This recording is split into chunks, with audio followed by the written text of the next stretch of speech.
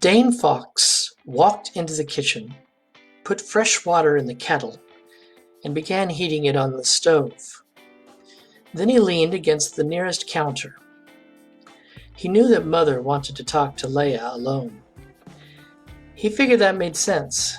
Still, he wished he could be of more help than just making tea that they probably wouldn't end up drinking. Dane sighed. It was frustrating, knowing that Leia had a boyfriend already and that she was pregnant with his child. He chided himself for thinking he'd ever had a chance with her romantically. After all, they hadn't seen each other since they were kids. But she had become such a beautiful woman, and he thought she looked amazing when she used her powers. He had hoped for the possibility, since they knew each other, and both had powers. Dane looked out the kitchen window into the moonlit sky. The memory was still so vivid. 14-year-old Dane had just motioned with his hands and made the shadows on the wall leap into the air and obey his will. He even made them dance across his skin and obscure his identity before he made them return to the wall. He had never seen his mother so shocked, but that fear had rapidly transitioned into joy. "Your degree of control is incredible, Dane. When did you realize you could do this?" I first noticed the shadows respond about a year ago, but I thought my mind was playing tricks on me, so I didn't make a big deal out of it," Dane had replied. "Not too long after that, I started sensing the shadows. Then I imagined ways I could shape them, just in my thoughts, and it happened for real." "Why didn't you tell me till now? I'm not upset or anything, but I am confused," Mother had wondered. "I wanted to make sure I could control it first," Dane had answered, "and I wanted to impress you." Mother pulled him into a hug. "I am very impressed. How could I not be? My precious son, you have an incredible gift. Power over shadows and maybe even light itself. And you've learned to control it on your own in a year? You have a very disciplined mind, just like your father." "Do you think he'd be proud too?" Dane had asked. Mother withdrew some from the hug, her hands resting on her son's shoulders. "Yes, he certainly would be proud, and he'd tell you as much. Then he'd proceed to give you his theory about how your power worked."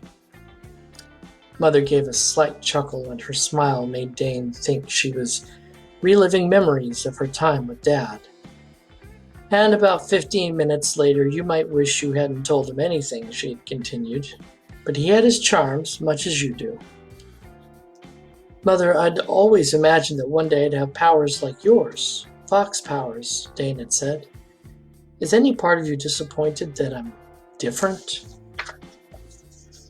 Mother's expression subtly shifted, becoming more thoughtful as she considered her son's words. "Disappointed? No. A little surprised? Maybe. But as strange as this may sound, you're young. You may develop werefox traits later in your life, or you may not." "Mother, is it—" "No, never mind," he'd said, looking down. "What is it?" Dana had asked, concerned. "Well, with these powers, or powers like yours, how is it possible to have a normal life? I want to fall in love someday, maybe get married, have a family. Is that possible?" He saw his mother wrinkle her nose in discomfort when he said, "get married." Then she calmed her reaction. Dane knew that she disliked marriage, but he had never asked her why. At the same time, he wanted to be honest about his feelings and aspirations in life. "Listen to me carefully, Dane. Having powers, whether my type or yours, doesn't make you any less human. What you want is normal, and yes, it is possible. But," Mother had smiled at that, "but you will have to take precautions," she had continued. "When you fall in love, and you will fall in love, it would be better to find someone who also has powers. If they don't have powers, they'll have to be a special person to accept and love you, despite your gifts. You mean if I become a superhero like you? It would be irresponsible not to use your abilities to help the world, she had replied, nodding. But I'll train you myself, and I won't go easy on you. I won't let you go solo until I'm sure you're ready. I understand. Your training will take a long time because I won't have it interfere with your school or other parts of your life. And in the meantime, you can't tell anyone about your powers. Do you understand me, Dane? Yes, Mother.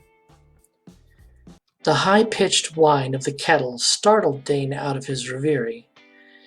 He walked over to the stove and turned off the burner.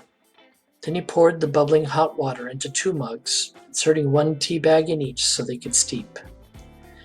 His cell phone made the sound of an arrow hitting a target, his notification for receiving a new text. He took the phone out of his pocket. It was Maidenperth, contacting him via his internet name of Shadow. Maidenperth, you busy? Shadow, kinda. Was up? Maidenperth, need team for WB9K. Shadow, can it wait? Need to do something. Maidenperth, how long? Shadow, an hour? Maidenperth, ...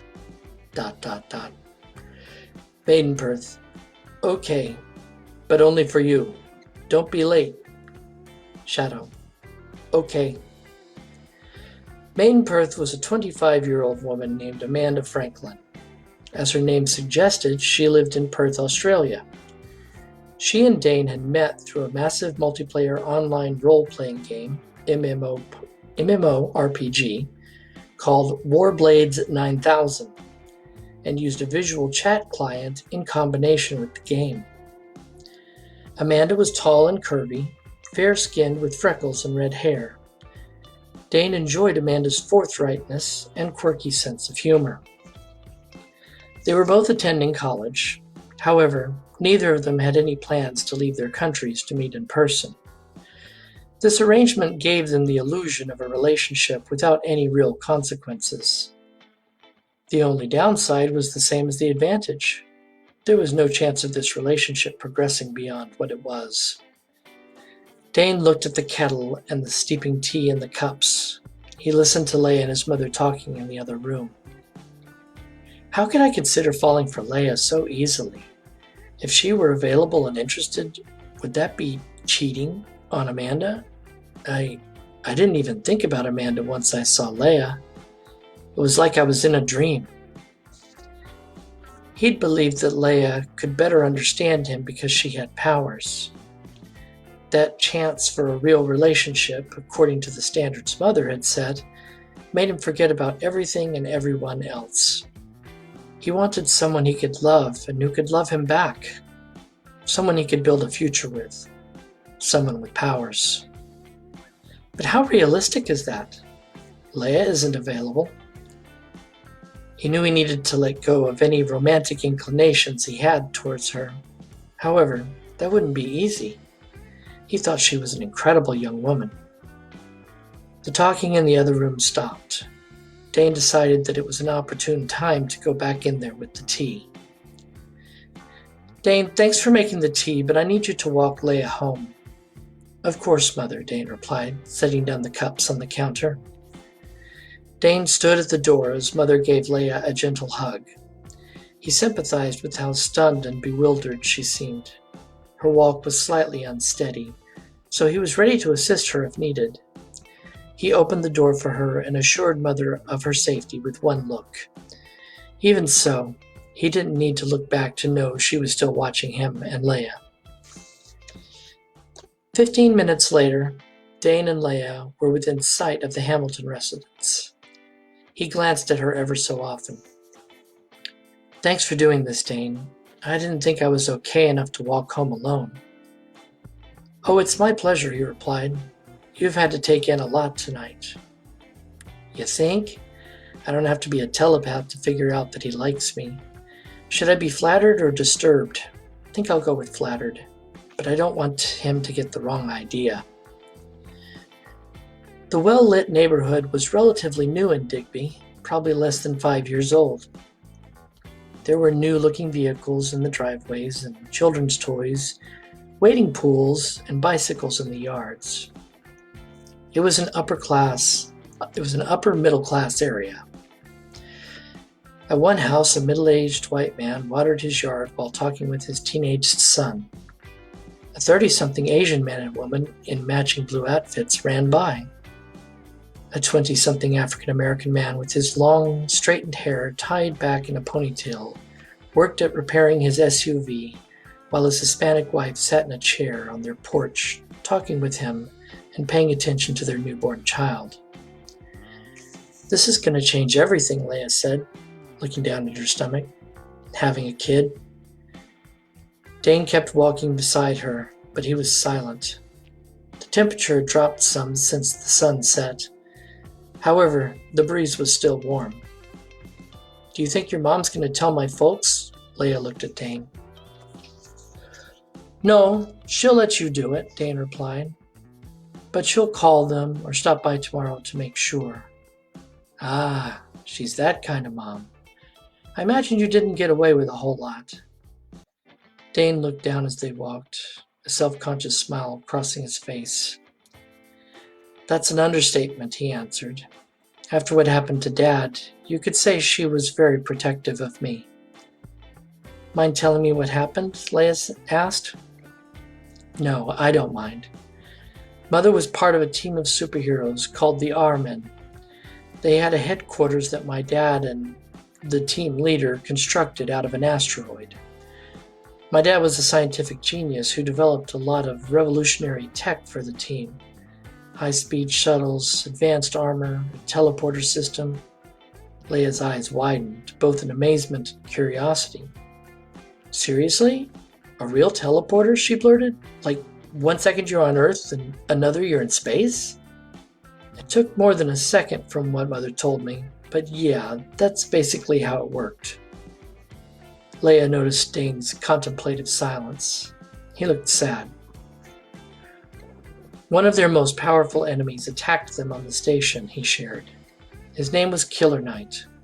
Insanely strong, invulnerable, and a tactical guru. He damaged key systems to trap everyone on the satellite. Then he knocked out Crusader, the leader, and was going to kill Mother and 2 other heroines, Medsnake and Flamia. But Dad flew into him at full speed in his armor and took him into another part of the satellite." Dane choked on that last word. Leia pulled him into a friendly hug. "I'm sorry, Dane. I shouldn't have asked." "No, I want you to know." "Why?" "With our lifestyle, I don't make many friends, and I want to be your friend. Again." Leia hugged him more tightly. A tear ran down her right cheek.